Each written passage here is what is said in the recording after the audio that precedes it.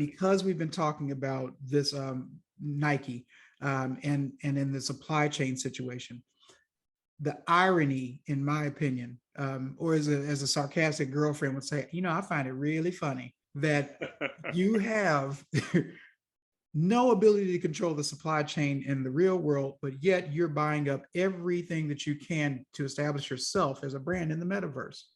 So the four brands in the metaverse then from Nike would be the Nike main brand. It would be the Jordan brand. It would be Nike SB brand, and then Converse.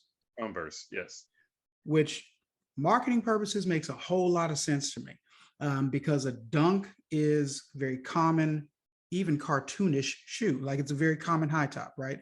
A Converse, extremely common as a Chuck Taylor with the white top, a standard block color upper, like anyone could recognize that, right? SB is also as recognizable, right? Yes. And then Nike in itself, essentially, when I think about this from a marketing perspective, if I was going to do Nike in the metaverse, it would be like trainers. They look like running like your LeBrons or the other things that are not a part of the alternative brands. But there is no supply chain that exists in the metaverse. it's just that you have a digital creator, and now you allow this for purchase because of the blockchain cryptocurrency. Exactly. So you can now, for the sake of the metaverse, buy land, buy art, buy shoes, and buy profiles, like avatars. And I'm sure there's more that you can buy as well. Have you dived into this personally at all? I have not. I'm definitely intrigued by it, especially the NFTs and these creators creating these NFTs, and they're selling for hundreds of thousands of dollars. And I'm pretty sure that may be the anomaly. I mean, it may not be what every NFT goes for. I haven't done a deep dive into it quite yet.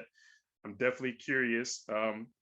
It's almost like how they were talking about Bitcoin at the early 2010s to jump in that now, and now look at it.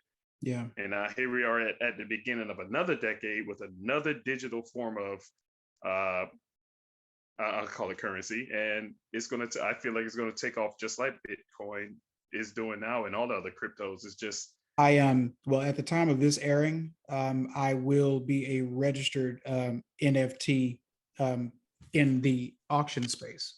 I did enough research on it now to find out that it's time to make the jump. But my interest would be art, because I have an art background and, quite honestly, a library of things that have been unpublished, even though I've been published in a few different areas. I think the other items that I have, clearly that's my intellectual property. Why not put it back out into a digital auction house so we can sell it for an NFT? Spoiler alert, I will be working on documenting this. I'm going to do a small series about how I got it online, who I used for the auction house, how I had it minted, and then also the currency that's used, which is currently Ethereum. I mean, there's no secret for it. Ethereum, yeah. But to your point, or to the statement you made, Bitcoin in itself has its own purpose in terms of where it can be used for its lateral use in and out of the metaverse, and or Ethereum now would be second largest, and then there are all the Shiba Inu and Dogecoin, all those. They're there. They don't have as good of a practicality, and a lot of places like these auction houses aren't using them. Like, you can only buy art in Ethereum right now as an NFT. And since I actually had Ethereum as cryptocurrency, well, let me just parlay my chips and put myself into the metaverse. Nice. Yeah. And it's freaking me out that I just said that, but like it's coming, it's happening.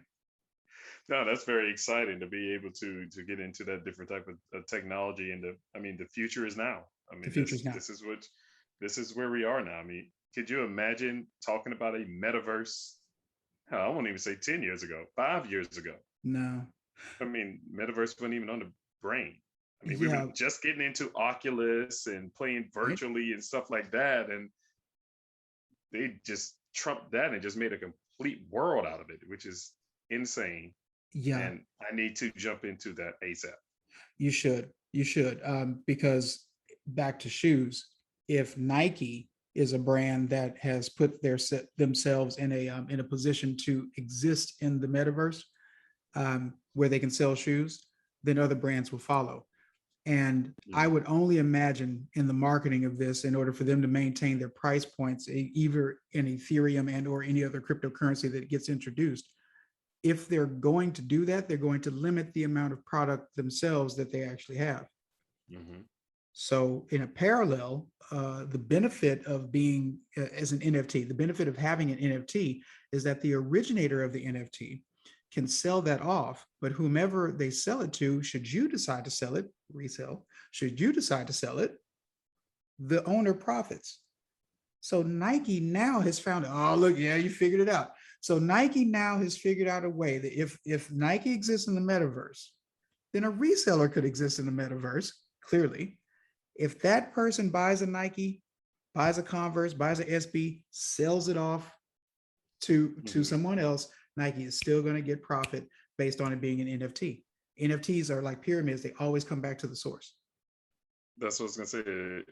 We just created a virtual pyramid scheme. It feels like, It's genius. wow, It is it's genius. genius. It's genius, and I now regret that I'm not anywhere more knowledgeable about it than I should be. I'm definitely going to study up on this today Yeah.